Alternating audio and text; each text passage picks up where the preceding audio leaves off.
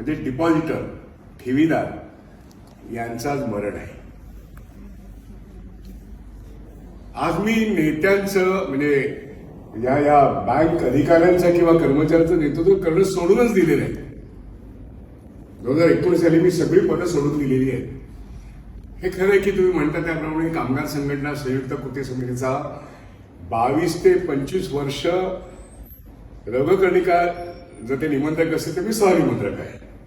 म्हणून मी सगळ्या केंद्रीय कामगार संघटनेचा नेता होतो आणि हे सुद्धा मी 2023 पर्यंत होतो. आता तेही आता मी नाकारलं आहे. आपले प्रश्न फार चमत्कारिक आहेत. सगळी पदं असताना परिस्थिती इतकी भयानक आहे आणि आपण काहीच करू शकत नाही, अशा प्रकारची हतबलता निर्माण झालेली आहे. आता इथे संयोजक किंवा आयोजक जे आहेत, मला माहिती आहे की तुमची अपेक्षा अशी आहे की लोकांनी पेटून उठलं पाहिजे, की आम्ही ज्या संस्थांची निर्मिती केली आणि आम्ही आमचं आयुष्य घालवलं ते कामगार चळवळीत, सहकार चळवळीत, त्या चळवळी संपतायत की काय? त्या एक हताशा, निराशा अशी लोकांमध्ये आलेली आहे. पण मग चीड कुठे आहे? चीड तर व्यक्त होताना दिसत नाहीये आणि हाच खरा मायापूरचा प्रश्न आहे. आणि म्हणून मी ही जी सगळी पदं आयुष्याच्या अगदी वयाच्या 23-24 वर्षापासून मी नेतृत्व करतोय.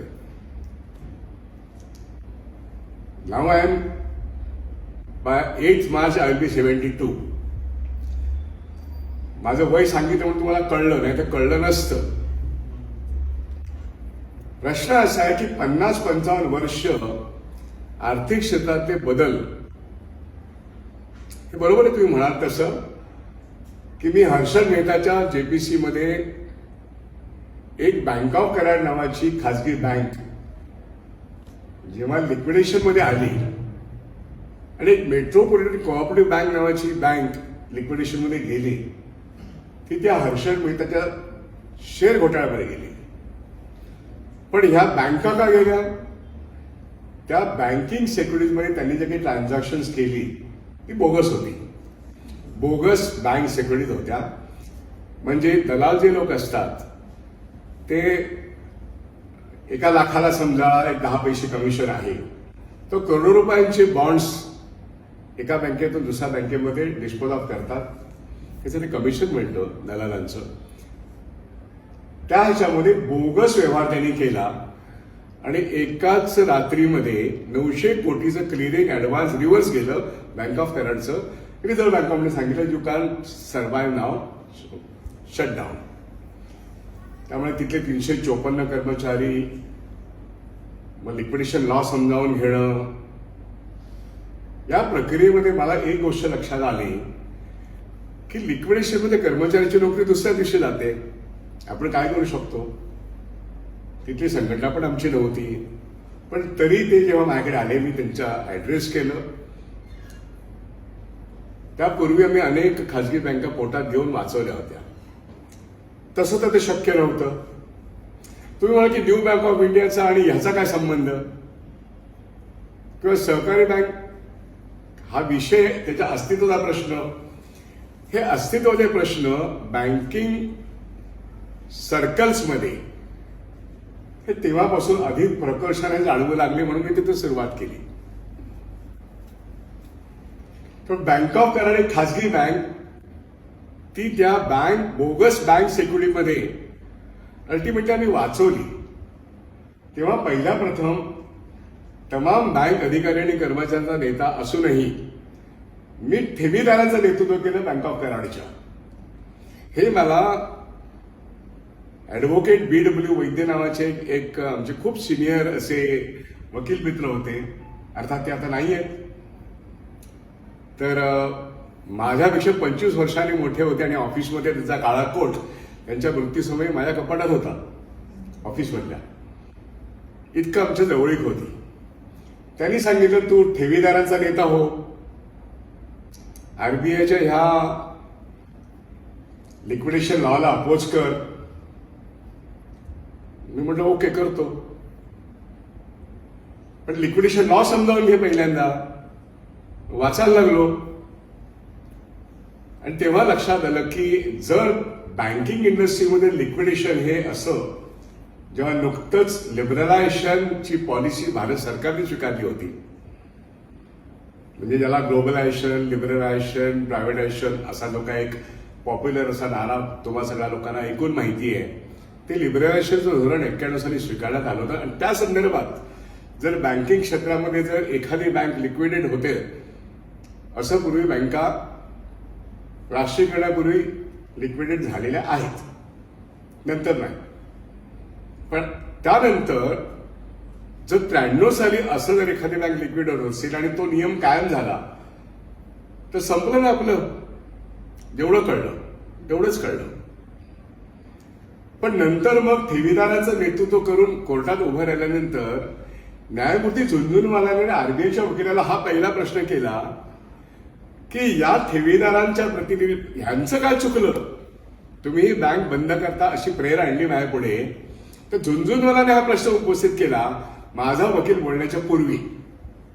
फार महत्वाचा प्रश्न आहे ना की ही बँक बंद करण्यामध्ये आरबीआय तुम्ही पुढाकार घेता, कारण तुम्ही असं म्हणता की 900 कोटीचं ऍडव्हर्स क्लिअरिंग आलं आणि यांचं नेटवर्क निगेटिव्ह झालंय, बँकिंग रेशो सगळे ऍडव्हर्स आहेत, मान्य. यांचा दोष काय, Y they should be punished. तर तेव्हा थोडंसं हायसं वाटलं. डेट पुढे पडली. आमच्या जस्टिस ऍडव्होकेट वैद्यांनी सांगितलं आता पार्लमेंटमध्ये जा, सगळ्या लोकांना भेट. मी तेव्हा 40च्या आतला होतो. तमाम लोकांना भेटलो. लालकृष्ण अडवाणी, अटल बिहारी वाजपेयी पासून ते समाजवादी मधु लिमे आणि मधु दंडवते आणि सीपीआय सीपीएम मध्ये तमाम मोठमोठ्या लिडर्सना भेटलो. 60 लोकांना भेटलो, इन्क्लुडिंग जॉर्ज फर्नांडिस. 3 कृष्ण मेननला त्याच्या घरी मी 2 दिवस राहिलो. उजवे डावे मधले, एक्स्ट्रीम राईट, एक्स्ट्रीम लेफ्ट, सगळ्यांना भेटलो. सगळ्यांना मी सांगितलेला विषय, मी काहीतरी संस्कृत किंवा लॅटिन बोलतो असं वाटायचं. ते सगळे पार्लमेंटरियन्स होते. पण मी तेव्हा जेव्हा स्कॅम कशा प्रकारचा आहे, हर्षद मेहताचा स्कॅम, हा बँक स्टेटमेंट स्कॅम, मी 15 मिनिटाचं माझं प्रेझेंटेशन अगदी विश्वनाथ प्रताप सिंगांच्या सकाळच्या 7 वाजताच्या दरबारात सुद्धा मी प्रेझेंटेशन केलेलं आहे. 10 दिवस 60 लोकांना भेटलो. पृथ्वीराज चव्हाणांच्या घरी राहत होतो, कारण बँक ऑफ कराड ही कराडची, ते पहिल्या प्रथम निवडून आले होते. आणि त्यामुळे त्या काळात एक गोष्ट कळली की ही बँक नॉर्मली आपण जशा खासगी बँका बुडतात त्या राष्ट्रीयकृत बँकांमध्ये समाविष्ट करून घ्या, त्याच्यात पहिल्यांदा मोरेटोरियम लागतो, मग 6 महिन्यानंतर ते आम्ही पोटात घेतो, हे आम्हाला माहीत झालं होतं. हे आम्ही करत होतो, एवढी ताकद होती तेव्हा आमची. पण लिक्विडेशन नंतर काय करायचं, तेव्हा पार्लमेंटकडे जाऊन या कायद्याची भयावहता सांगणं आणि असं जर झालं तर ठेवीदार मरतील हे सांगणं हे माझं काम होतं. आणि तिखट मीठ मिरची मसाला न लावता नेमका हर्षद मेहताने काय केलं आणि भूपेन दलाल, हितेन दलाल नावाच्या 13 ब्रोकर्सनी काय केलं, म्हणून ही बँक कशी बुडली हे मी समजावून सांगितलं माझ्या बँकिंगच्या भाषेमध्ये. सर्वांनाच ते अपिलिंग होतं. प्रत्येक जण आपापल्या पद्धतीने सोल्युशन देत होता. हे मधुलिमेंनी मला सांगितलं की तू लालकृष्ण अडवाणींना भेट. तुम्ही विचार करा ह्या वाक्याचा अर्थ काय होतो. मी म्हटलं लालकृष्ण अडवाणींना भेटा असं तुम्ही सांगता, तुला काय वाटतं, he is a secular person.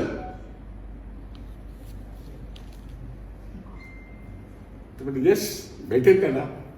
माझ्यावर बँक ऑफ कराडची 2 मुलं होती. त्यांच्या दृष्टीने लालकृष्ण अडवाणी दैवत होतं. तेव्हा की साहेब आपण ताबडतोब जाऊया. म्हणजे जाऊया, आपण सर्वांना भेटलं पाहिजे. सर्वांचं एकच म्हणणं होतं, हम इस मामले में ज्यादा नहीं जानते लेकिन जसवंत सिंह से आपको ठीक से बताएंगे. हे अटल बिहारी वाजपेयी आणि लालकृष्ण अडवाणी दोघांचं वक्तव्य होतं. मी मुद्दामून हे तपशिलात सांगतोय बरं का, तर ही सगळी मोठी माणसं आहेत. म्हणजे त्यावेळेस ते राष्ट्रीय पातळीवरचे नेते होते हे मान्य करून आपण पुढे जाऊया. त्यांचं असं वक्तव्य होतं की हम इसमें नहीं समझते हैं लेकिन फिर भी जसवंत सिंह आपको कुछ बता सकते हैं. मधु दंडवतीने सांगितलं, मी फायनान्स मिनिस्टर होतो, तुम्हाला माहिती आहे ना, तुमचे नेते माझ्याकडे आले होते, पूर्वांचल नावाची एक बँक होती, मग ती आपण सेंट्रल बँकेमध्ये कशी मर्ज केली. म्हटलं तो मोरेटोरियम ऍक्टमध्ये आणलं ते. म्हटलं इथे लिक्विडेशन ऍक्ट आहे. अरे हे वेगळं आहे का? हो. मी म्हटलं तुम्ही फॉर्मर फायनान्स मिनिस्टर म्हणून मला एक पत्र द्या, आत्ताच्या फायनान्स मिनिस्टरच्या नावाने, त्याचा उपयोग होईल. अरे मला कोण विचारतंय? इतकी प्रामाणिक माणसं मी बघितली. मी मुद्दामून सांगते, मधुलिमाईचा प्रामाणिकपणा, निवृत्तीनंतर मधु दंडवतेचा प्रामाणिकपणा, असं नाही सांगितलं अरे मी फॉर्मर फायनान्स मिनिस्टर आहे, मी एक पत्र पाठवतो, काम होऊन जाईल, असं नाही बोलले ते. ही नम्रता या मोठ्या माणसांकडे होती आणि ती मोठीच माणसं होती. आपल्याला कळत नसेल तर नाही कळत म्हणून सांगायची, समजून घ्यायची. मग ती राईट होती, लेफ्ट होती, सेंटर पण होती, काँग्रेसवाले पण होते आणि एक्स्ट्रीम डावे पण होते. या ठिकाणी इंद्रजीत गुप्ता, गुरदास दासगुप्ता, मनमोहन सिंग आणि शेवटी अर्थात पृथ्वीराज चव्हाण यांचा पत्रव्यवहार हा जास्त कामी आला. आणि त्या ठिकाणी 15 दिवसाच्या आत, अर्थात शरद पवार त्यांचं नाव घेणंच आवश्यकच आहे, की त्यांनी बँक ऑफ इंडिया बँक उभी केली. माझ्या मांडणीनंतर, ऐकून झाल्यानंतर, ते काय करता येईल. मी म्हटलं कुठल्या तरी राष्ट्रीयकृत बँकेत, मी म्हटलं बँक ऑफ महाराष्ट्राचा माणूस आहे, एक तर माझ्या बँकेत ही बँक आली तर चालेल, कारण काही बँक ऑफ कराडचे लोक सगळे पश्चिम दक्षिण महाराष्ट्रातले आहेत, आम्ही सामावून घेऊ. किंवा बँक ऑफ इंडिया सारखी मोठी बँक हे होईल. त्याने विजय राहवतरे नावाच्या चेअरमनला ताबडतोब फोन केला, विजय तयारीत राहा. मला समजलं पटकन काय ते. हे घडायला 15 दिवसानंतर सुरुवात झाली. मुंबईच्या हायकोर्टामध्ये मनमोहन सिंगांनी केलेला निर्णय पृथ्वीराज चव्हाण त्यांनी सांगितलं, माझ्या तोंडात समोर सांगितलं की तुम्ही इथे माझ्याकडे बँक ऑफ कराड वाचवण्याकरता आलेला आहात आणि एखाद्या राष्ट्रीयकृत बँकेने पोटात घ्यावी, कारण ठेवीदार मरतात आणि 354 कर्मचारी मरतात म्हणून सांगायला आलेला आहात. पण तुमच्या राष्ट्रीयकृत 13 बँका तर तोट्यात आहेत.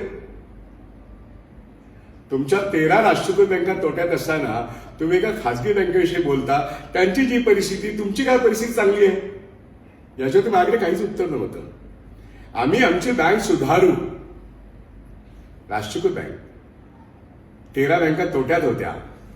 नवीन सरकारने जे धोरण स्वीकारलं त्याच्यातून बँका 13 बँका तोट्यात दिसत होत्या. या संदर्भात आम्ही आमच्या बँका सुधारू, पण संघटना म्हणून आम्हाला अशा अशा गोष्टी करायला लागतील, ते आम्ही करू. मनमोहन सिंगांनी शांतपणे ते ऐकून घेतलं. मला आणखीन कुठले प्रश्न आहेत, मग त्यांनी विचारलं, रिझर्व्ह बँक ऑफ इंडियाच्या गव्हर्नरला फोन करून विचारलं, तुमची DICC नावाची कोणती संस्था आहे असं तुम्ही म्हणता, नेमका त्याची इथे भूमिका काय.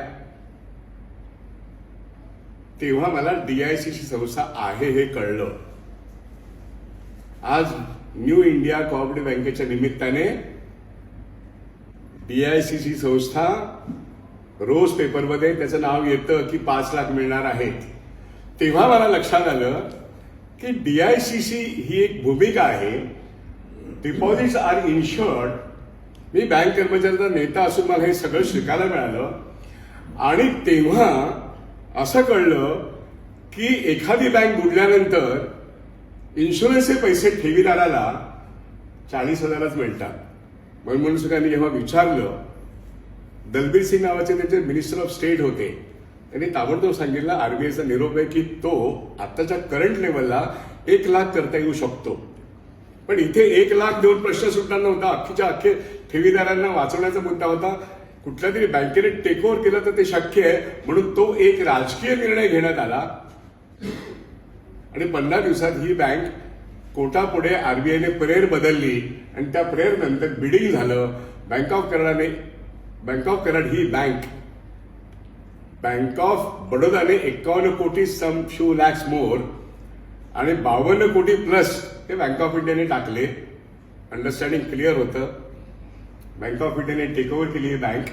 25 वर्ष लिक्विडेशन चालू राहिलं, पण ही बँक सेव्ह झाली आणि ठेवीदारांचा DICCचा जो नियम आला तो पार्लमेंट जाहीर केला, तो मी गॅलरीत बसलो होतो. 1 लाख हा नियम त्यातून निर्माण झाला. इनडायरेक्टली मला ते क्रेडिट जातं असं लोक म्हणतात, मी नाही म्हणत. हर्षद मेहताच्या कालखंडातले हे 2 टप्पे मी तुम्हाला एवढ्यासाठी सांगितलं की आज सगळीकडे हा 1 लाखाचा DICC deposit insurance credit guarantee corporation या संस्थेकडून मिळणारा, एखादी बँक बुडल्यानंतर 1 लाखापर्यंत मिळणारा नियम 2021 मध्ये मोदी गव्हर्नमेंटच्या दुसऱ्या टप्प्यावर 5 लाख झालाय. तो केव्हा झाला? पीएमसी बँकेच्या संदर्भात 2019ला ही बँक आता जशी न्यू इंडिया 122 कोटी रुपये कॅश ट्रेझरीमध्ये काढले. काय घडलं नेमकं 12 तारखेला? 122 कोटी रुपये ट्रेझरीमध्ये हात घालून काढले. अकाउंट एमपी नाही झाला, लोन्स बॅड झाली, कोणीच सांगत नाहीये. काय सांगण्यात येतं माध्यमातून? 122 कोटी प्रभादेवी शाखा, 112 कोटी, 10 कोटी गोरेगाव शाखा. काल मी गोरेगावात होतो, केशव गोरे ट्रस्टला होतो. मी त्यांना सांगितलं बाजूच्या तुमच्या शाखेमधून 10 कोटी करन्सी मधून बाहेर काढले गेले. पीएमसी मध्ये काय घडलं होतं? पीएमसी मध्ये 2018-19च्या वेळेस 35,000 बोगस अकाउंट उघडण्यात आले होते. तेव्हा टेक्नॉलॉजी कोर बँकिंग सोल्युशनची होती. त्याला आपण स्टेट ऑफ आर्ट टेक्नॉलॉजी म्हणूया. बँकिंग सिस्टम मधली कोर बँकिंग सोल्युशन असताना 35,000 बोगस अकाउंट एक जनरल मॅनेजर, काही डायरेक्टर्स मिळून करतात आणि त्यातून मोठे फ्रॉड्स तिथे झाले. तर 2-2 बॅलन्स शीट घेऊन पीएमसी आरबीआयला गणवत होतं का आरबीआय आम्हाला गणवत होतं? आरबीआयचं अर्बन कोऑपरेटिव्ह बँक डिपार्टमेंट दर 3 महिन्याला ऑडिट करणारे लोक, इन्स्पेक्शन करणारे लोक कुठलं बॅलन्स शीट बघत होते? कोणतं बॅलन्स शीट बघत होते? त्यावेळेस गुरु नानक सोसायटी नावाची सायनला एक शाळा आहे. त्या शाळेचे लोक माझ्याकडे आले. मी गायत्री ऍडव्होकेट गायत्री सिन्हा घेऊन याच्यावरती एक सुंदरपैकी पिटिशन तयार केलं की ह्यांचे 15 कोटी पैसे तुमच्याकडे आहेत पीएमसीचे. दुर्दैवाने सत्यरंजन धर्माधिकारी नावाचा अत्यंत सुप्रसिद्ध न्यायाधीश, भारतातला एक खूप चांगला न्यायाधीश, पण आमचं रिट पिटिशन डिफीट झालं. गायत्री सिंगने माझ्याकडून फीस घेतली नाही. मी म्हटलं शाळा फी देणार आहे मी. नाही अन्याय झालाय, त्यांच्यावर पण झालाय. असे वकील असतात की सत्यरंजन धर्माधिकाऱ्यांकडून न्याय मिळाला नाही. कोणता न्याय मिळाला? Reserve bank of India being the regulator of the banking system, PMC बँकेमध्ये आरबीआय ऑडिटर्स वर इन्व्हॉल्ड इन द फ्रॉड, याचे पुरावे मी देत होतो कोर्टामध्ये. जे कोर्टाने एक्सेप्ट नाही केलं आणि कोर्टाने असं सांगितलं RBI did the correct thing. आरबीआयला क्लीन चिट मिळाली. पण शेवटी काय सिद्ध झालं? ईओडब्ल्यूने वाघवा ब्रदर्स आणि सगळ्या लोकांना अटक करून, अंतर्गत ऑडिटर्स, सगळ्या बोर्ड मेंबर्सना अटक करून आत टाकले, बाहेर आले. आता पीएमसी बँक कुठे? ज्यांनी कधी बँकिंग केलंच नाही अशा 2 संस्था एकत्र आल्या. एक नाव सेंट्रम नावाची संस्था, बीकेसीला मोठी बिल्डिंग आहे सेंट्रम, ती आयटी क्षेत्रातली आहे. आणि दुसरी भारत पे, दिल्लीची आहे. हे कुठलं बँकिंग करतात? नाही. दोघे एकत्र आले, त्यांना बँकिंग लायसन दिलं आरबीआयने. कुठलं बँकिंग लायसन दिलं? नॉन बँकिंग फायनान्शियल कंपनीचं लायसन दिलं. आणि पंजाब आणि महाराष्ट्र बँकेचे नाही म्हटलं तरी 13,500 कोटीची ही बँक ओव्हरऑल. एवढे सगळे डिपॉझिट्स तिकडे हँडओव्हर झाले. आणि जो सेक्शन 18(1) म्हणजे DICC ऍक्ट विषयी ज्या डिपॉझिट इन्शुरन्स क्रेडिट गॅरंटी कॉर्पोरेशनच्या कायद्याविषयी मी मगाशी सांगत होतो. त्या ठिकाणी 1 लाख नाही, आम्ही 5 लाख देऊ असं निर्मला वहिनी सांगितलं. आरबीआय गव्हर्नरने सांगितलं दासने आम्ही 5 लाख देऊ. दिले नाहीत, घोषणा केली. 2019 निघून गेलं. घोषणा केली. पीएमसी बँकेचा टेक ओव्हर प्रत्यक्षामध्ये 2021 नंतर सुरू झालं. म्हणजे हे 2 वर्ष कसे गेले त्यांचे? लोक रस्त्यावरती यायचे, आरबीआय वरती जायचे, आम्ही पण जायचो. 5 लाख देऊ, 5 लाख देऊ, नाही दिले. बघता बघता कोरोना आला. कोरोना आला 27 मार्च 2020 ला. आपदा में अवसर हे वाक्य ऐकून ऐकून पाठ झाले ना. आपदा में अवसर, त्या आपदा जो आहे कोरोनाचा, या कोरोनाच्या आपदामध्ये पहिली बँक जी कुठली लिक्विडेट झाली, बँक ऑफ कराडचं लिक्विडेशन 93चं, ती एक खासगी बँक होती. मधल्या काळात मी सतत सांगत होतो की सहकारी बँकांचं अस्तित्व धोक्यात आहे, धोक्यात आहे, धोक्यात आहे. ठेवीदार मरतायत. 1 लाख किंवा त्याच्या आधी 40,000 इतिहास काळात जर बघितलं तर बँक बुडल्यानंतर लिक्विडेशनच्या शेवटच्या टप्प्यात ठेवीदारांना ते 40,000 असतील ते 40,000, 1 लाख असेल ते 1 लाख मिळालेले आहेत. पण किती वर्षानंतर? 10 वर्ष, 15 वर्षानंतर लिक्विडेशनच्या शेवटच्या टप्प्यामध्ये. So depositors do not have any priority. त्यामुळे 1 लाखाला तरी काय अर्थ होता आणि 5 लाखाला सुद्धा महाराष्ट्र मनुष्य विचार करायला लागला, अरे 5 लाख मिळाले आणि लिक्विडेशन समजा ही बँक ते किती वर्षांत मला मिळतील आणि माझे 5 लाखापेक्षा जास्त असतील तर मग त्या पैशाचं काय होईल? पण मग कोरोनाच्या काळामध्ये नेमकं काय झालं? 5 लाखाची घोषणा चालू असताना कोरोनामध्ये तुम्ही घरी, मी घरी, सगळे 70-80 जे म्हातारे सीकेपी मध्ये आपले डिपॉझिट ठेवून असलेले, जी बँक ऑलरेडी 10 वर्ष आधी सेक्शन 35 मध्ये ऍडमिनिस्ट्रेटरच्या खाली होती. आणि केवळ सीकेपी नाही, तर या देशातल्या आत्ता जे आकडे समोर दिसत आहेत ते मला पटत नाहीयेत. पण 2021चा आकडा पार्लमेंटमध्ये सांगितला तो मी सांगतो.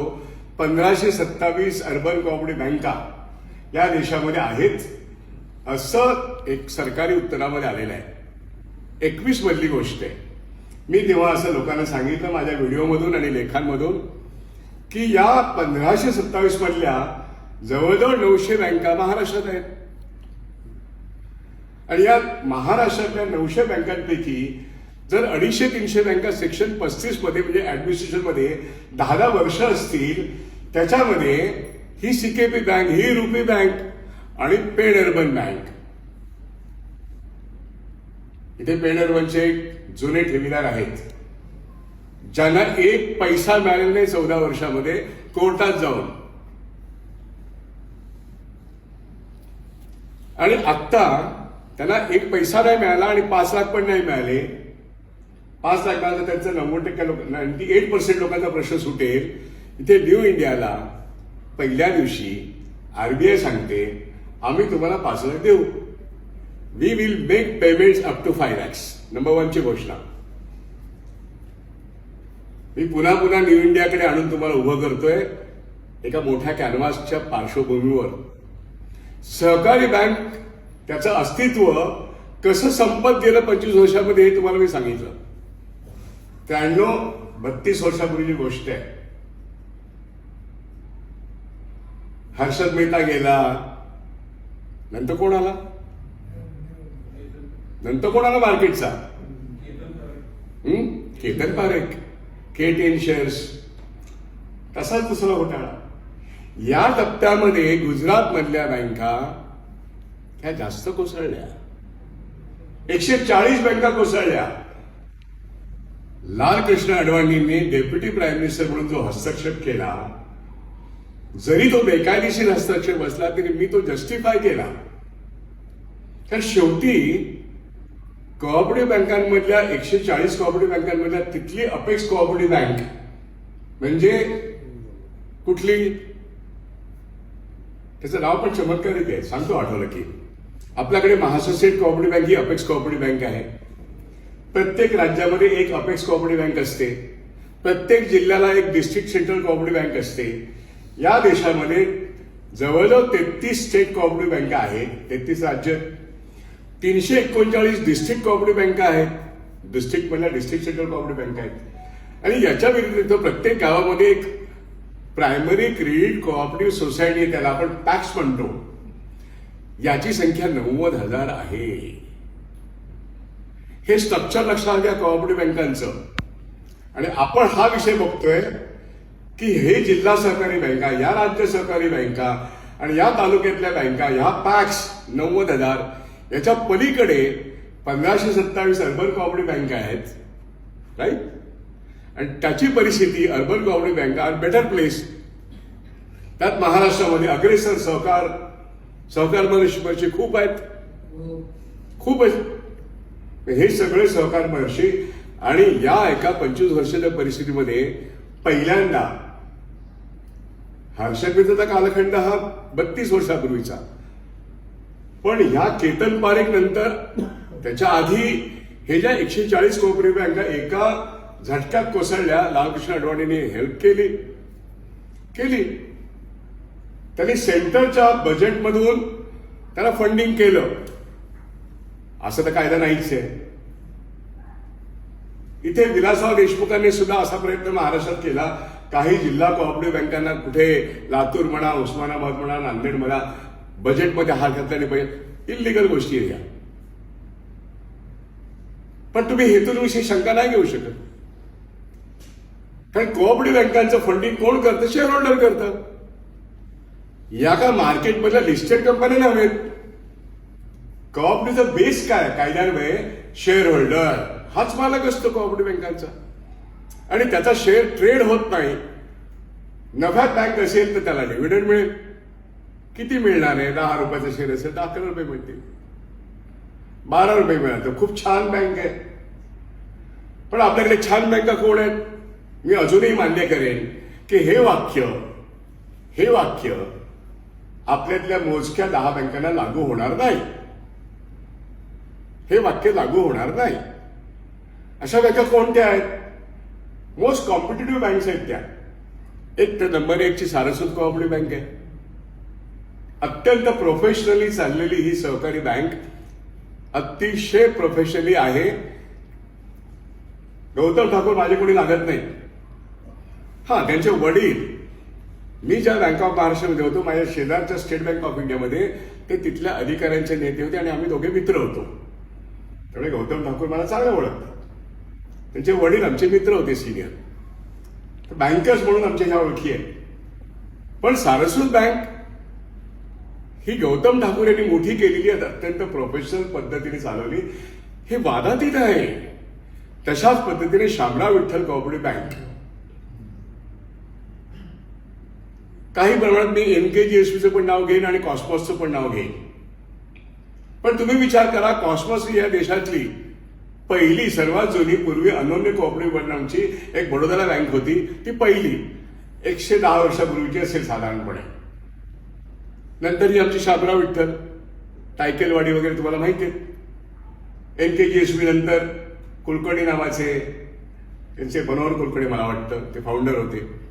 सो ही एकेका जातीच्या आधारावरती एकत्र येऊन इंटिग्रेटेड आउटलुक असणारे, एक कमिटमेंट असणारे, कोणी मठाशी संबंधित आहेत, कोणी एका विशिष्ट समाजाशी संबंधित आहेत. मग तो गुजराती असेल, मराठी असेल, क्षत्रिय समाज असेल किंवा CKP असेल वगैरे वगैरे.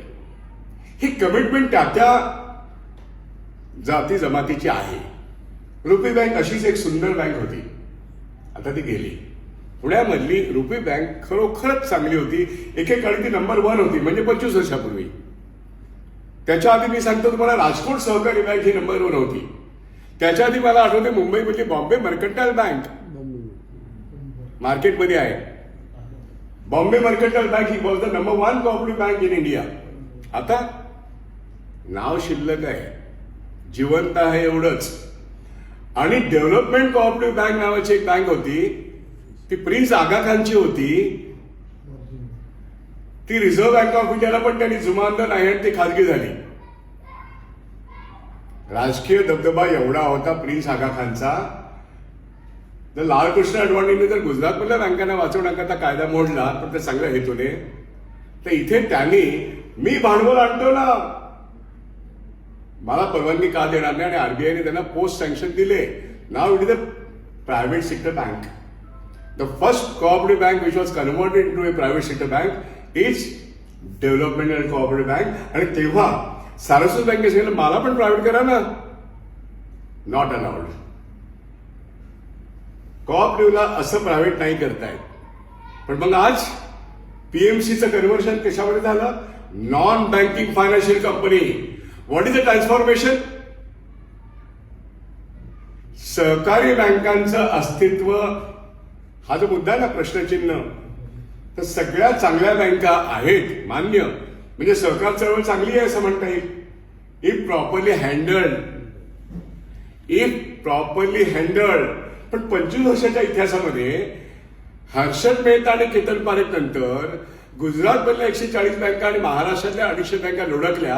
कर्नाटक, तमिळनाडू, केरळ, बंगाल, उत्तर प्रदेश इथेच बँका आहेत ना, बाकी कुठे बँका आहेत? या बँका हळूहळू अस्तंगत झालेल्या आहेत. आणि त्या ठिकाणी मोठ्या सहकारी बँकांनी छोट्या सहकारी बँकांना घ्यावं असं आरबीआयने सुचवलं वैद्यनाथन कमिटीप्रमाणे. आणि म्हणून आरबीआयने एक रस्ता मोकळा करून दिला. अरे बँक ऑफ कराड आणि मेट्रोपॉलिटन बँकेचं हे त्या वेळच्या स्कॅम मध्ये गेलेल्या बँका आणि अनेक बँका ज्या गेल्या, अशा बँका अशा गेल्या तर बरोबर नाही. काय त्यांच्या चुका झाल्या असेल त्या दुरुस्त झाल्या पाहिजे. चुका काय?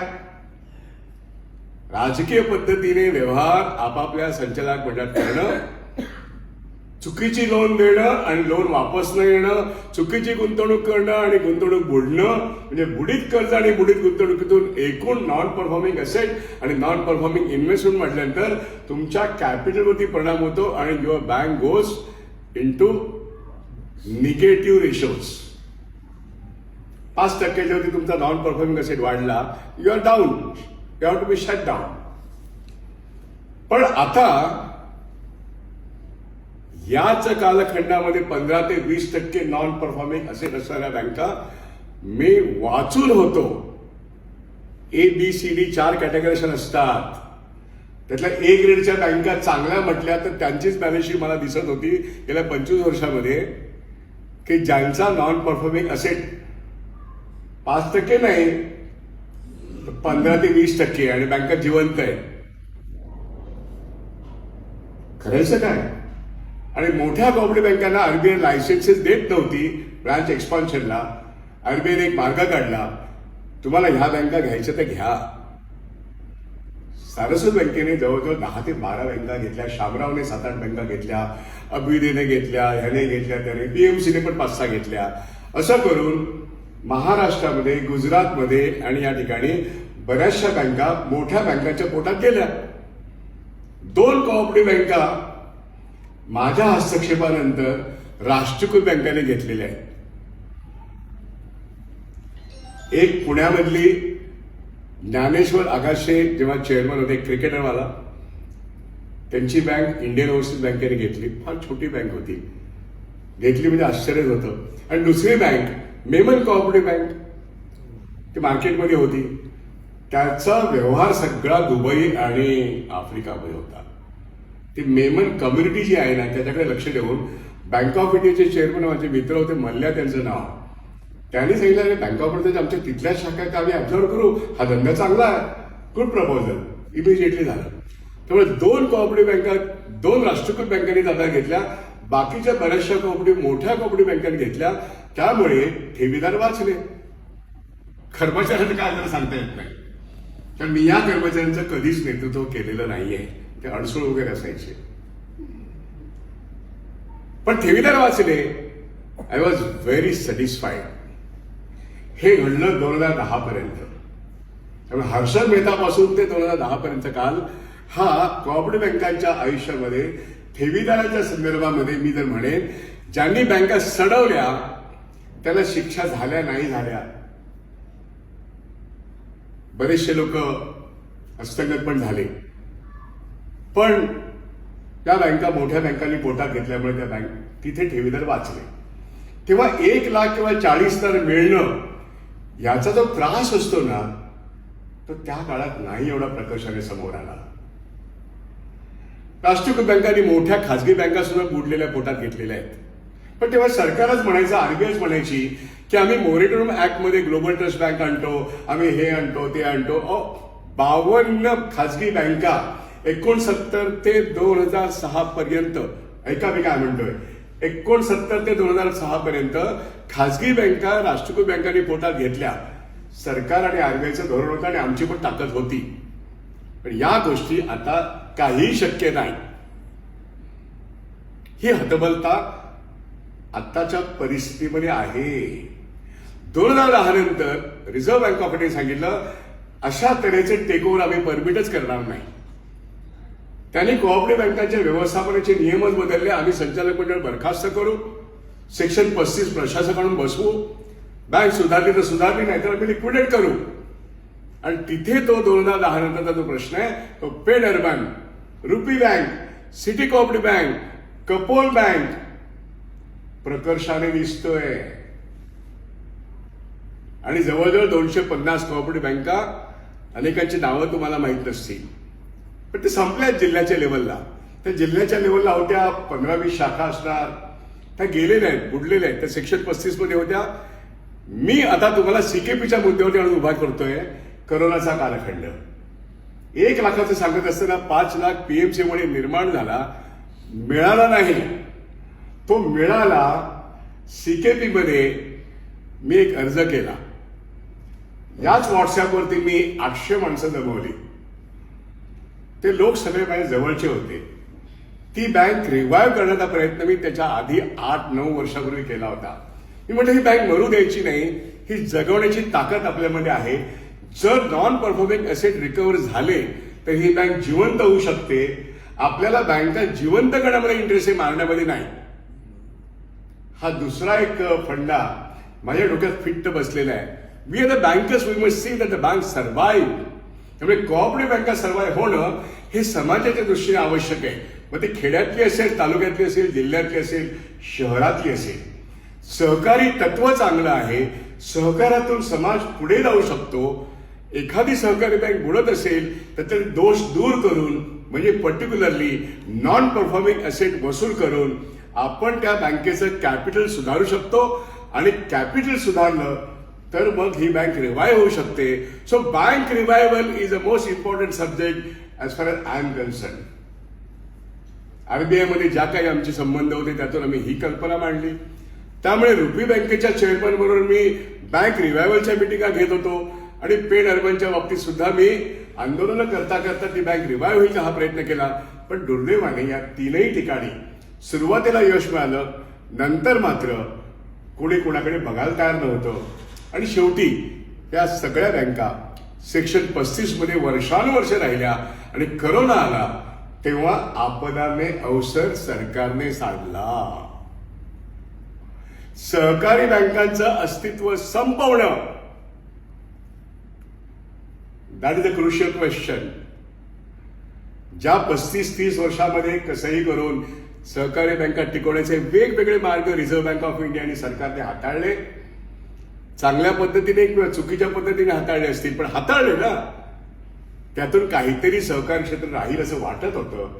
आता मात्र नो.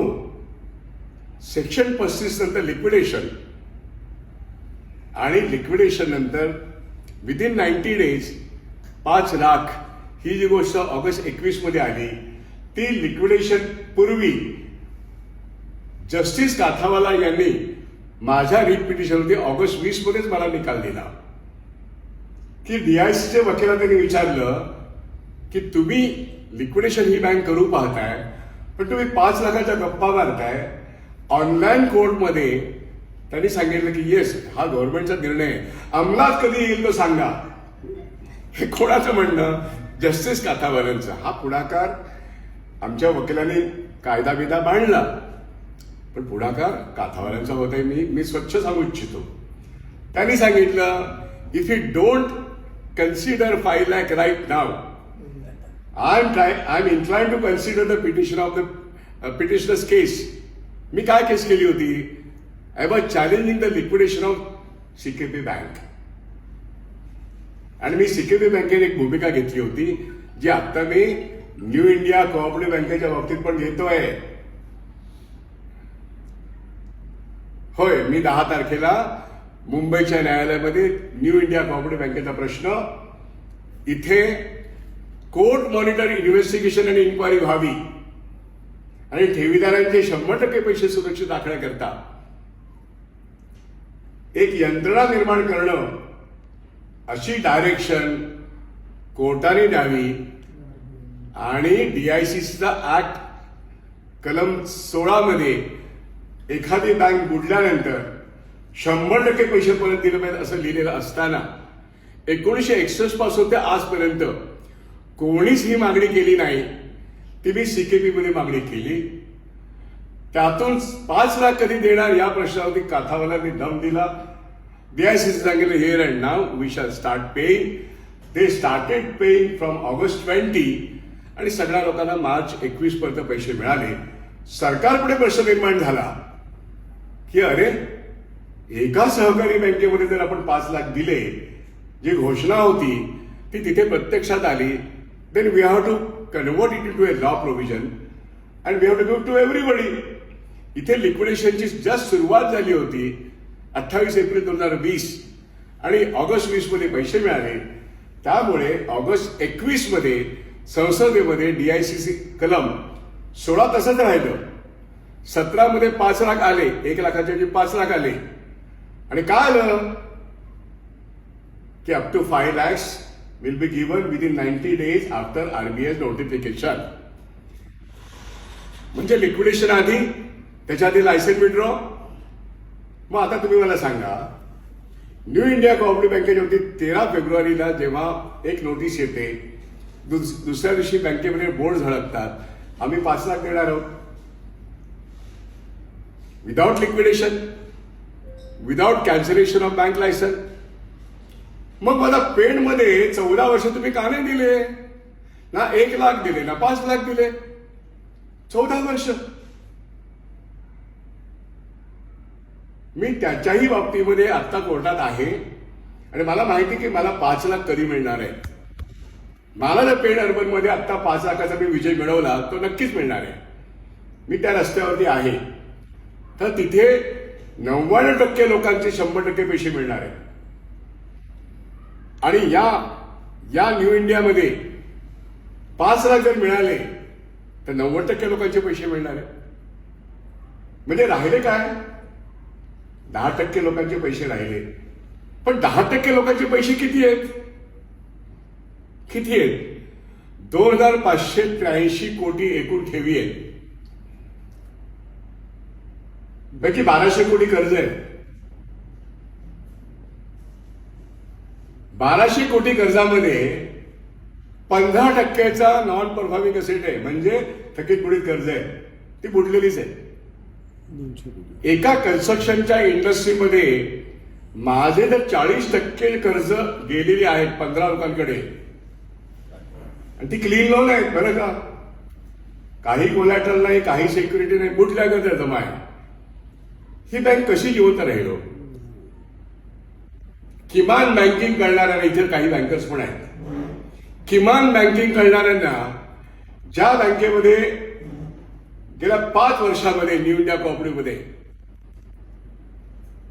जिथे 2020 पासून, म्हणजे मी कोरोनाच्या काळात बोललो, कोरोनाच्या काळात जानेवारी महिन्यात या बँकेतले काही कर्मचाऱ्यांनी लिहून दिलंय रिझर्व्ह बँक ऑफ इंडियाच्या एक्झिक्युटिव्ह डिरेक्टरला की या बँकेमध्ये अशा तऱ्हेने प्रचंड घोटाळा चाललाय, कॅशमध्ये हेराफेरी आहे, कर्ज खात्यात हेराफेरी आहे.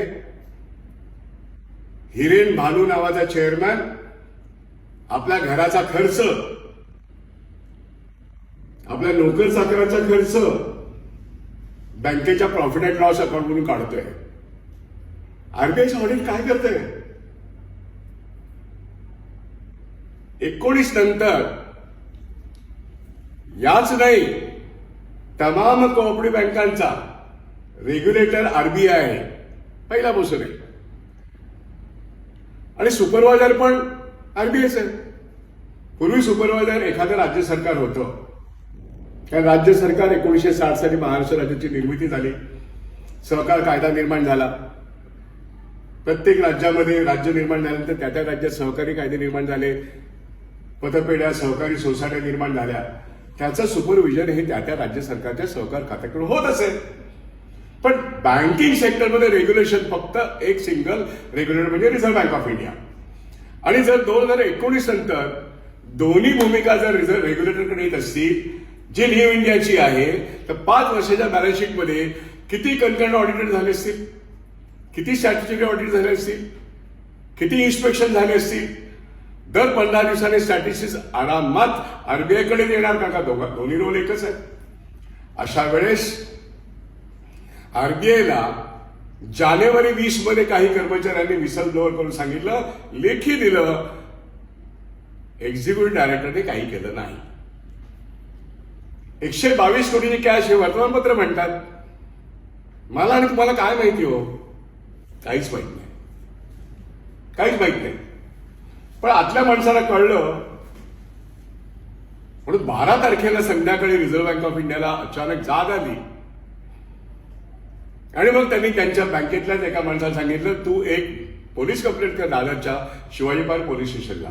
आणि मग धरपकड चालू झाली. मग पकडलं त्या मेहताला, मेहता ओकायला लागला. मग कळलं की 112 कोटी प्रभादेवी शाखेतून काढले, खजिन्यातून.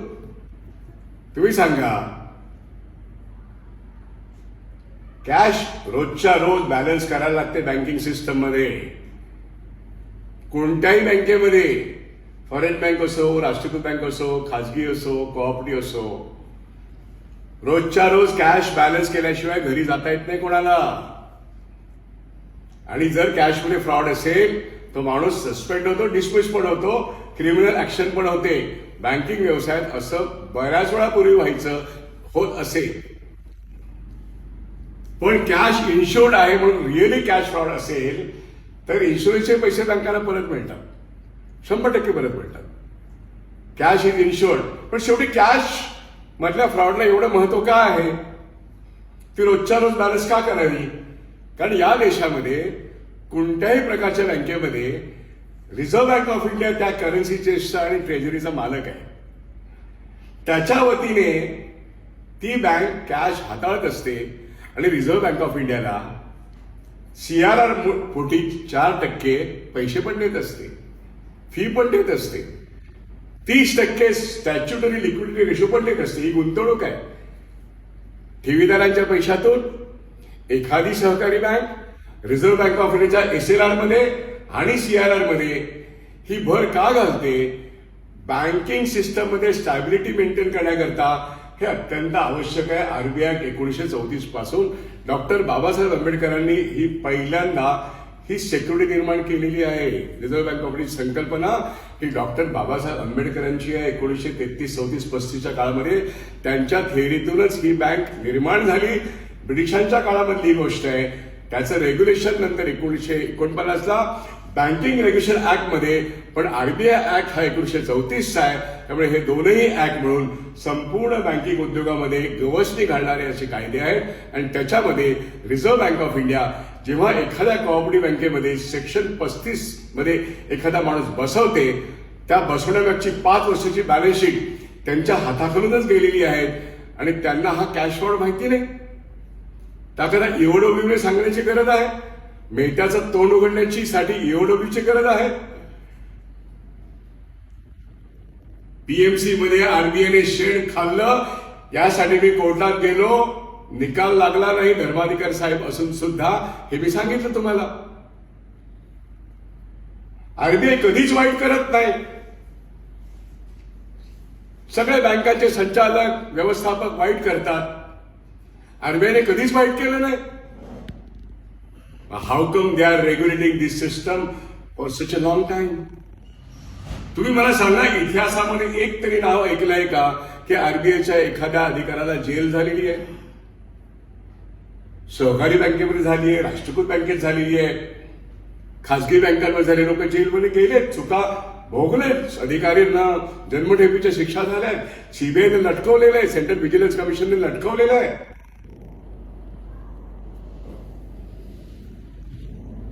त्यामुळे रिझर्व्ह बँक ऑफ इंडिया नेहमीच धुतल्यात अन्नासारखी कशी, हा प्रश्न कोणी विचारायचा? आपण सर्वांनी विचारायचा. कोणाला विचारलं पाहिजे? राज्यकर्त्याने विचारलं पाहिजे. हा जो आरबीआय नावाचा रेग्युलेटर आहे, हा धुतल्या तांदळाचा नाहीये. याच्यामध्ये वेळोवेळी सुधारणा होत गेल्या म्हणून हा देश टिकला, हे मान्य आहे. हे मी तुम्हाला सांगतो की संपूर्ण जग 2008 मध्ये फायनान्शियल क्रायसिसमध्ये असताना डॉक्टर रेड्डींमुळे भारतीय बँकिंग व्यवस्थेमध्ये याची झळ लागली नाही. डॉक्टर रेड्डी सारखा गव्हर्नर, डॉक्टर आय.जी. पटेल सारखा गव्हर्नर, डॉक्टर मनमोहन सिंग सारखा गव्हर्नर आम्ही बघितलेले आहेत. यांनी रिझर्व्ह बँक ऑफ इंडिया इतक्या एफिशियंटली चालवलेली आहे. त्यामुळे भारत देशावरती असं संकटग्रस्त वातावरण कधीच नव्हतं. स्कॅम झाले, पण त्याच्यावरती त्यांनी जेपीसी आले, मार्ग काढले, आरबीआयचा कायदा सुधारला, सेबीचा कायदा सुधारला, बँकिंग लॉ सुधारले. सुधारणा झाली ना. 30-35 वर्षामध्ये खूप सुधारणा झाल्या. म्हणून मी सांगितलं की काही बँका पूर्वी टेक ओव्हर झाल्यामुळे लोक वाचले. आता मी जर असं म्हटलं की दर आठवड्याला एक बँक बुडते, खरं तर 2020 मध्ये जर मला माहित होतं की 250 बँका संकटात आहेत, एकाच दिवशी त्या बुडू शकल्या असत्या. आरबीआयने आठवड्याला एक बँक निवडली आणि लिक्विडेशन मध्ये काढली. 5 लाख द्या, मार्ग सोडून टाका, संपून टाका, प्रश्न सोडवा. मग माझ्या 5 लाखाच्या वरच्या पैशाचं काय? याचं उत्तर कोण देणार? आरबीआय, गव्हर्नमेंट कोण देणार? कोण? न्यू इंडियामध्ये हा प्रश्न आहे. तुम्ही 90% लोकांना 5 लाख न मागता दिले, थँक्यू सो मच. पण तुम्ही मला सांगा, 90% लोकांनी पैसे तुम्ही दिलेले काढून घेतल्यानंतर ही बँक जिवंत राहू शकेल का हो? तुमच्या अंगातलं रक्त 90% गेलं तर 10% रक्तावरती तुम्ही जिवंत राहाल का?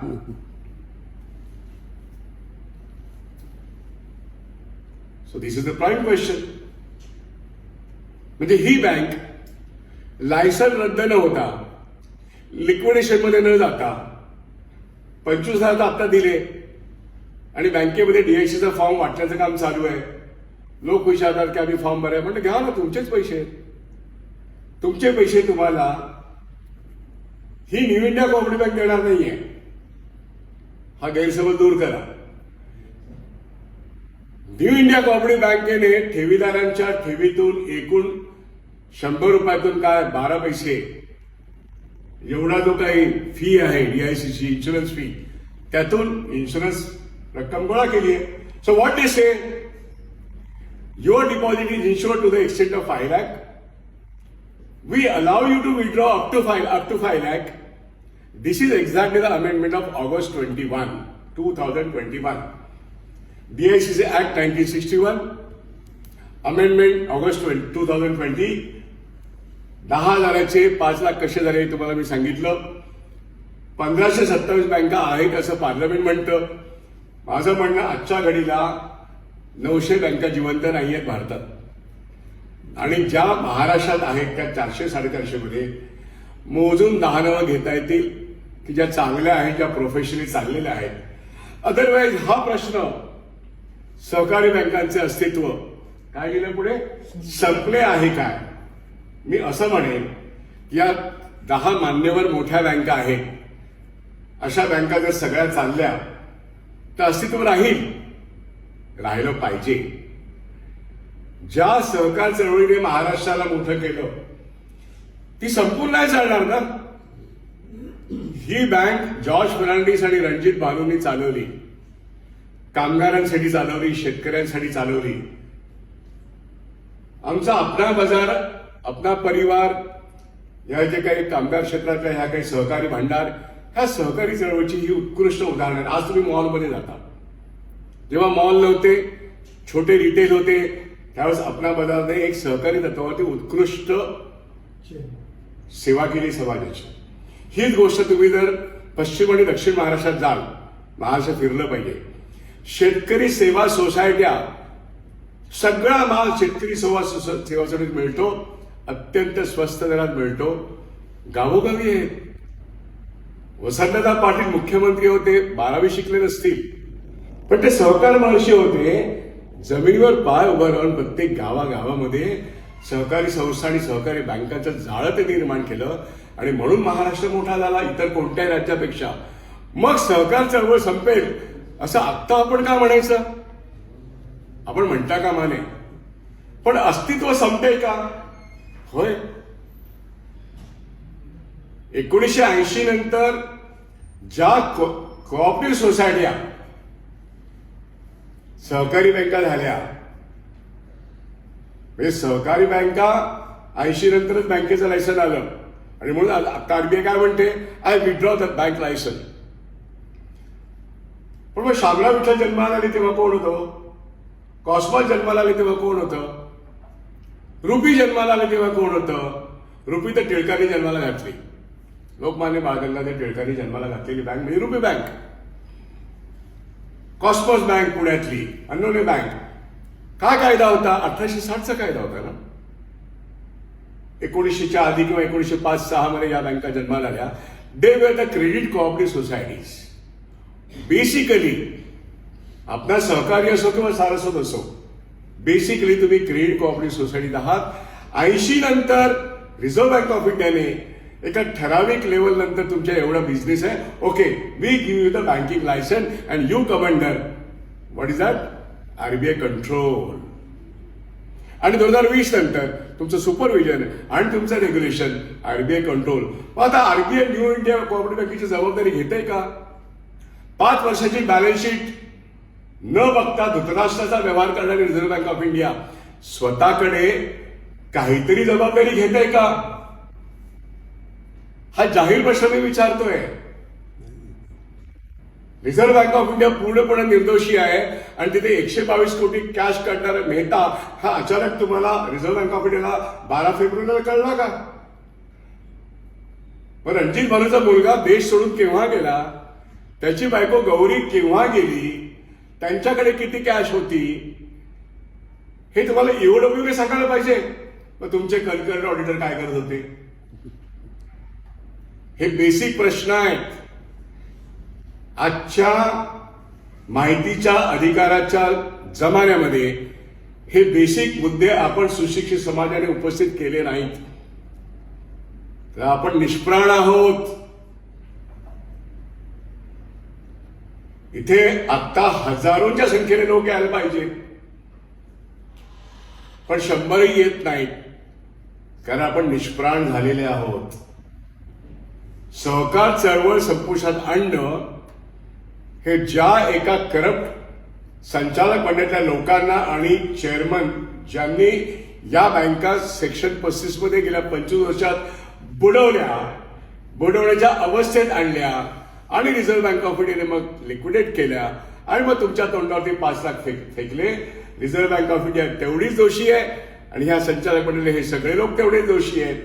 पण तेवढेच दोषी आपण ठेवीदार पण आहोत, नागरिक पण आहोत.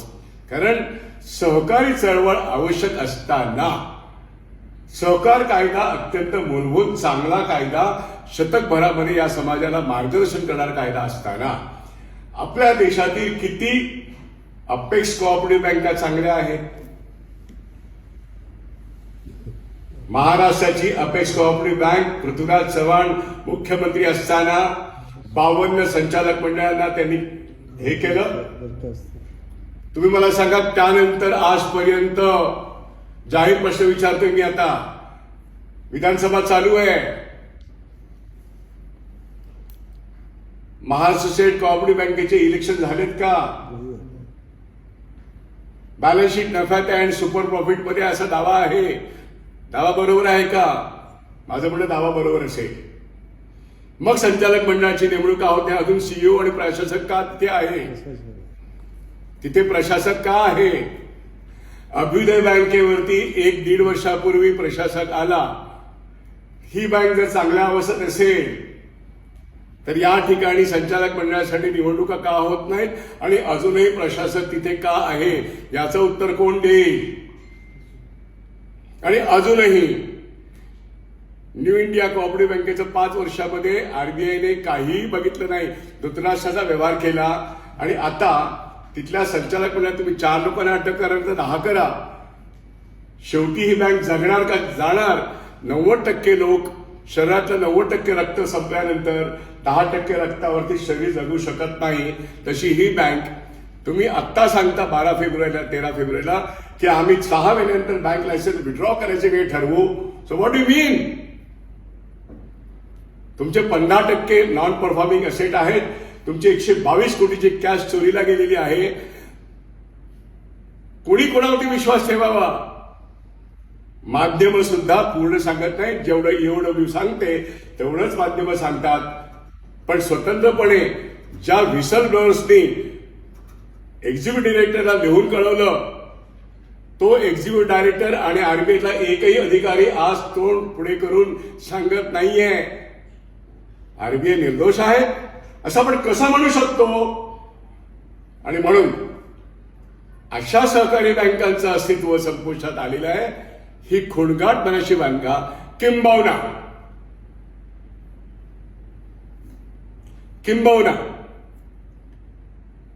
सहकारी बँका अशा तऱ्हेने दर आठवड्याला बंद करणं हा एक चांगला धंदा आहे का? असं जर काही लोक विचार करत असतील याच्यावरती तुम्ही विचार करा. कारण एखादी बँक बंद झाली, लिक्विडेट झाली की तुम्हाला 5 लाख देऊन तुमचं तोंड गप्प करणं आणि माझे 5 लाखाच्या पुढचे पैसे, एक उदाहरण देतो, माझे 1 कोटी रुपये असं समजा, मला 5 लाख दिले तर मी गप्प बसावं अशी सरकारची आणि आरबीआयची अपेक्षा आहे आणि आपण गप्प बसावं अशी जनतेची अपेक्षा. घटनेने मला अधिकार दिलाय, मला प्रॉपर्टी घ्यावी आणि प्रॉपर्टीवरचा मला पूर्ण अधिकार आहे. माझ्या संपत्तीवरती माझा पूर्ण अधिकार आहे.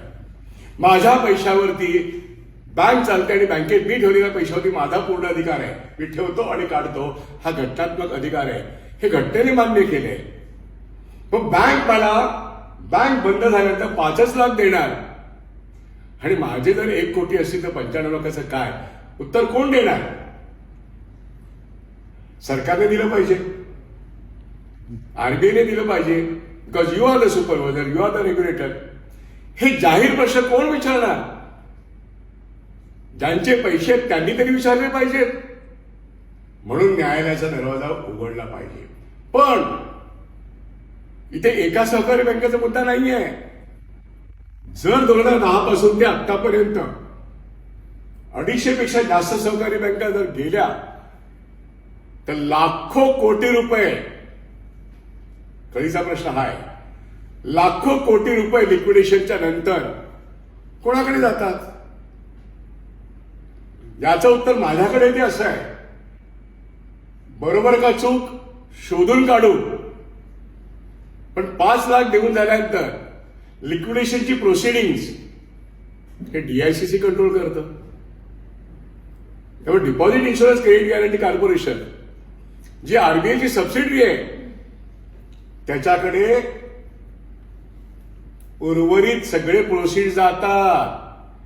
ही जी प्रॉपर्टी आहे कुठल्याही एबीसीडी कोऑपरेटिव्ह बँकेची प्रॉपर्टी, रिअल असेट्स, कर्ज म्हणजे असेट्स, ते नॉन परफॉर्म होतात म्हणून नॉन परफॉर्मिंग असेट. पण नॉन परफॉर्मिंग असेट सुद्धा विकत घेणाऱ्या संस्था असतात, त्याला म्हणतात असेट रिकन्स्ट्रक्शन कंपनी.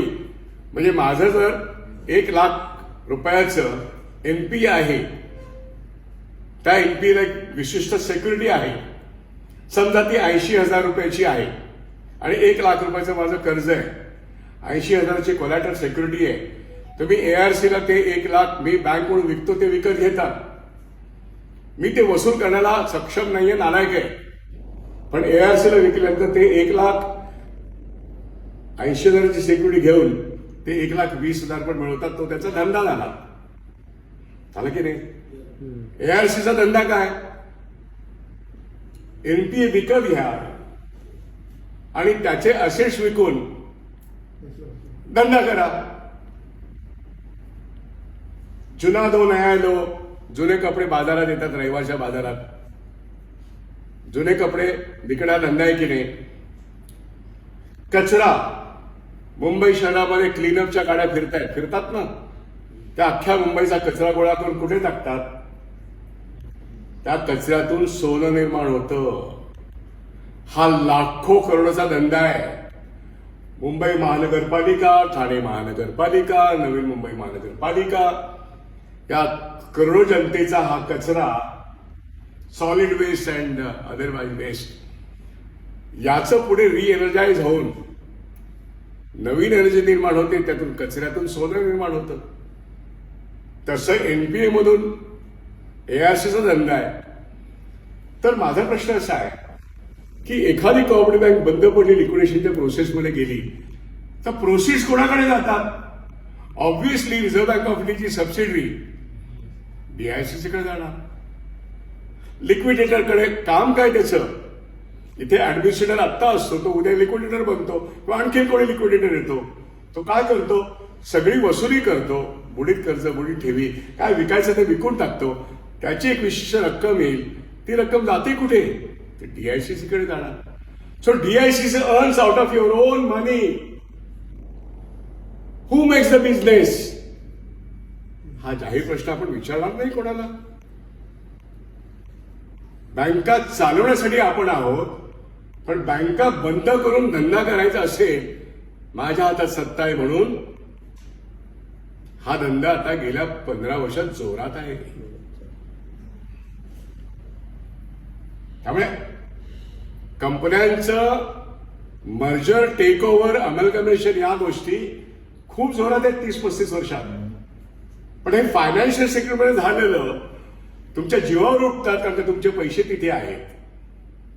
त्यामुळे धंदा बंद करणं, NCLTच्या प्रक्रियेमधून एक कंपनी माझी इकडून तिकडे टाकणं, आणि तुम्ही माझे मित्र आहात किंवा तुम्ही माझे नातलग आहेत, मी तुम्हाला पलीकडे उभा करतो, ही कंपनी मी नॅशनल कंपनी लॉ ट्रायब्युनल म्हणून टाकतो, समोर तुम्ही विकत घेता, माझ्या कंपनीचं टायटल तुमच्या कंपनीकडे जातं, तुम्ही माझाच मनुष्य आहात. मीच अनिल अंबानी आणि मीच मुकेश अंबानी. NCLTतला व्यवहार हा गेल्या 2017 पासून ते आतापर्यंत या देशातल्या अनेक गैरव्यवहारांवरती पांघरून टाकणारा किंवा गैरव्यवहारांना कायदेशीर स्वरूप देणारा आणि काळा पैसा सफेद करणारा पण आहे. It's a big game. त्यामुळे सहकारी बँकांचं अस्तित्व काही मोजक्या 10 बँका ज्या वरच्या आहेत असं अस्तित्व असेल तर लोकांना हवंसं वाटतं की बहुधा तसं असलं पाहिजे. भारत देशात सारस्वत बँकेसारख्या शेकडो बँका असाव्यात असं मी म्हणेन. पण वस्तुस्थितीमध्ये 1527 बँका 2021 साली लोकसभेत दिलेलं उत्तर जे आहे, आज 1527 बँका नाही आहेत urban cooperative banks. So the reality is cooperative banking sector is shrinking. त्याला कारणं देता येतील की संचालक मंडळाचे लोक भ्रष्टाचारी आहेत, मान्य, पण त्यांना शिक्षा होतील. पण ठेवीदारांची कायमची शिक्षा, त्याच्यावरती काहीच उतारा नाही. आणि म्हणून सहकारी बँकांचं अस्तित्व संपत आलंय, येस, पण ते संपू नये याकरता आपण काय केलं पाहिजे तर गावोगावी सहकारी चळवळ मजबूत करून सारस्वत कोऑपरेटिव्ह बँकेसारख्या, शामराव विठ्ठल कोऑपरेटिव्ह बँकेसारख्या बँका आपण मजबूत करण्याकरता या रिझर्व्ह बँक ऑफ इंडियावरती दबाव आणला पाहिजे. आत्ता PMCचं कन्व्हर्शन करून युनिटी फायनान्स बँकेसारखं नवीन म्हणजे NBFC मॉडेल असं काहींच्या दलालांच्या डोक्यात आहे. काही दलालांना असं वाटत असेल की 5 लाख देऊन झाले न्यू इंडियामधून की न्यू इंडिया ही बँक आपण काही इन्व्हेस्टर्सना आणून या बँकेचं कन्व्हर्शन एनबीएफसी मध्ये करणं असं काही लोकांचं डिझाईन असू शकतं, पण ती कोऑपरेटिव्ह चळवळ नव्हे, ती सहकारी चळवळ नव्हे, तो धंदा झाला. पीएमसी बँक टेक ओव्हर करणं युनिटी फायनान्स बँकेने हा नवीन प्रकारचा धंदा झाला. मी अनेक ठिकाणी सांगितलंय, युनिटी फायनान्स मधले 2 पार्टनर्स एकमेकावरती कोर्टामध्ये कज्जे दलाली करतात. ते बेसिकली बँकर्सच नाही आहेत आणि त्यांना बँकिंग लायसन्स देऊन पीएमसी त्यांना देणं असं जर रिझर्व्ह बँक ऑफ इंडियाचं आणि भारत सरकारचं सोल्युशन असेल तर आम्हाला असलं सोल्युशन नको. आम्हाला सहकारी बँकिंग क्षेत्र टिकलं पाहिजे, त्याचं अस्तित्व टिकलं पाहिजे, सहकारी तत्व टिकलं पाहिजे आणि म्हणून चळवळ टिकली पाहिजे. पण आता तसं होताना दिसत नाही. म्हणून 2010 नंतर जेवढ्या सेक्शन 35 मध्ये होत्या त्या सगळ्या लिक्विडेट होत आहेत आणि लिक्विडेशन नंतर डीआयसीसी तुमच्या पैशावरती धंदा करते आणि सरकार म्हणतं अरे तुला 1 लाखाचे 5 लाख दिले ना, काय कटकट करतोयस, आता 5 लाखाचे 10 लाख देतो, खुश, आता तरी शांत. होणार का शांत?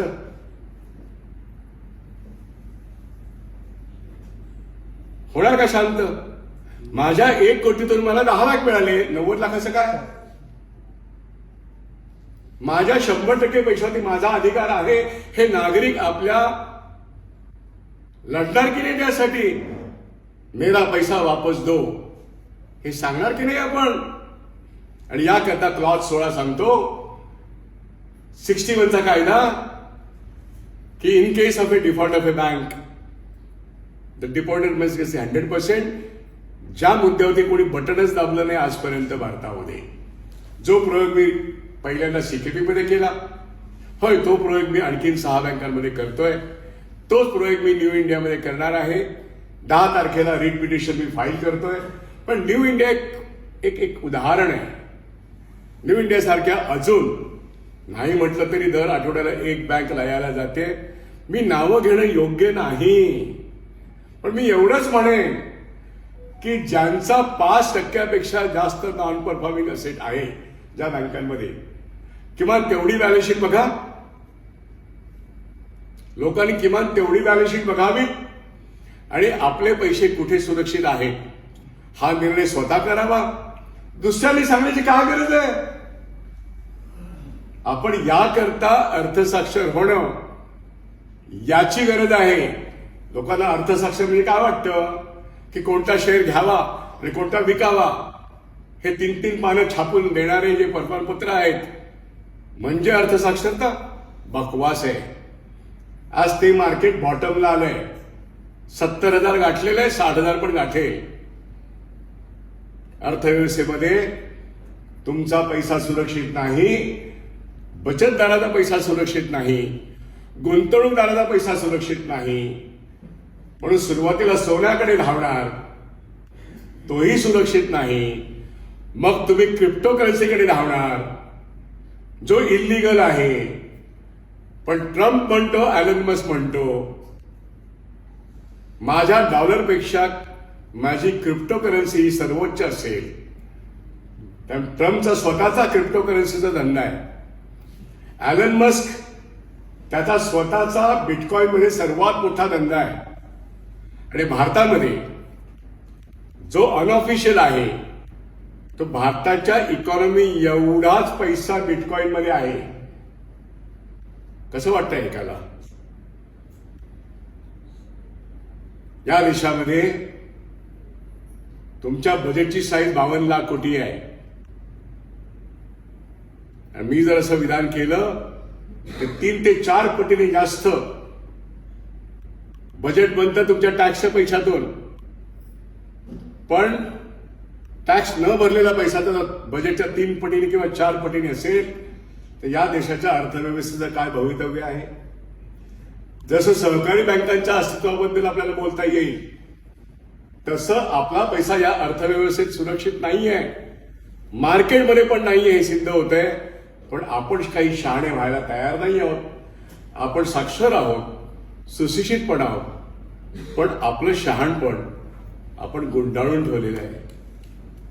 आपण काय म्हणून सुशिक्षित आहोत आणि काय म्हणून आपण शिकलेलो आहोत, ग्रॅज्युएशन किंवा डबल ग्रॅज्युएशन, हा प्रश्न पडावा असं या देशातले 30 कोटी मध्यमवर्गीय आज आहेत. प्रश्न विचारला पाहिजे.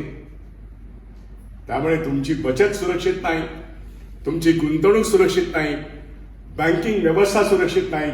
रिझर्व्ह बँक ऑफ इंडियाचा रिपोर्ट काढून बघा दरवर्षाचा, तुम्हाला दिसेल की 225 लाख कोटी रुपये तुमचे ठेवी एकूण या बँकिंग व्यवस्थेत आहेत आणि तुमच्या 5 लाखामध्ये किती येतात, तर हार्डली 52% येतात.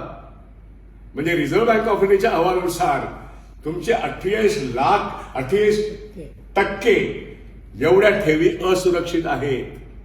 हा रिझर्व्ह बँक ऑफ इंडियाचा अहवाल सांगतो. 5 लाख तुम्हाला देऊन झाल्यानंतर तुमचे 5 लाखाच्या वरचे प्रत्येक बँकेमध्ये 3 ते 5 हजार लोक आहेत. या न्यू इंडियामध्ये 10,000 लोक आहेत. यांचे पैसे कुठे जाणार? मी सांगतो की 2,583 कोटी ठेवी आहेत, पैकी 10% लोकांच्या ठेवी जवळजवळ 1,500 कोटी आहेत. म्हणजे जास्त पैसे त्यांचे. 5 लाख देऊन तुम्ही फुटवून देणार सगळ्या लोकांना. आधी घ्या 25,000, मग घ्या 5 लाख, आणि मग बँकेत शिल्लक काय राहणार? मुडदा शिल्लक राहील. मुडदा विकत घ्यायला कोणी येईल का? मुडद्याचा भाव लागेल का? शरीरातले 90% रक्त गेल्यानंतर 10% रक्त होते. मुडदाच राहील. पण आपण कॉमन सेन्स हरवून बसलेले लोक आहोत. कुणीतरी शहाणे आपल्याला येऊन सांगतं, we are making all attempt to revive this bank. आम्ही पीएमसीचं कसं केलंय बघा. पीएमसी मध्ये 5 लाखाच्या वरच्यांचे पैसे 10 वर्षांत मिळणार आहेत. मी आज वयाच्या 60 मध्ये असेल तर वयाच्या 70ला मी बघायला मी जिवंत तरी असायला पाहिजे. माझे 100 रुपयाचे मुद्दल 10 वर्षानंतर मला परत फक्त 6500 रुपये मिळणार आहेत. हे पीएमसीच्या टेक ओव्हरचं सत्य आहे. आणि त्यामुळे कोणती बँक मारली जाते, येस बँक का वाचवली जाते, तर येस बँकेतले मोठे कर्ज बुडवे कोणाचे होते याच्यावरती ती बँक वाचवायची का मारायची, हे जर सरकार आणि आरबीआय ठरवत असेल तर अशा प्रकारच्या धोरणकर्त्याचं काय करायचं? आणि जर केंद्रामध्ये सहकार हा विषय नाही आहे, तो राज्याचा आहे. कामगार आणि सहकार हा राज्याचा विचार आहे, ही या देशाची घटना म्हणते. पण सहकार आणि कामगार हे दोन्ही केंद्रामध्ये गेल्यानंतर मग या सहकारी बँकांचं पितृत्व आणि मातृत्व रिझर्व्ह बँक ऑफ इंडिया करणार नसेल आणि त्याचा जर व्यवहार धृतराष्ट्राचा असेल तर हा धृतराष्ट्र महाभारताला विनाशालाच कारणीभूत आहे. सहकारी बँकांच्या अस्तित्वावरती घाला घालणारा हा रिझर्व्ह बँक ऑफ इंडिया स्वतःकडे काहीही दोष न घेता, एक बोट सुद्धा त्याकडे नाही, सगळी बोटं ही new bank of India, Hiren Banu Gauri Banu गेले, आता ते मेहताला पकडतील, त्याला आत टाकतील. जसं पीएमसीच्या एचडीआयच्या त्या वाधवान ब्रदर्सला आत टाकले, ते काय साधू संत नव्हते. भरपूर कमवले त्यांनी, पण ते आता बाहेर एन्जॉय करतील. लोकांना कळतच नाही हा व्यवहार. लोकांना हा व्यवहारच कळत नाही. आणि म्हणून आपल्याला खरे अर्थव्यवहार कळले पाहिजे. सहकारी बँका टिकल्या पाहिजे असं वाटत असताना सहकारी बँकांचं अस्तित्व संपवणं अशा तऱ्हेचं धोरण कॅमॉफ्लेज करून जेव्हा येत असतं तेव्हा ते अर्थकारण समजण्याकरता मोठमोठ्या सभांची गरज आहे.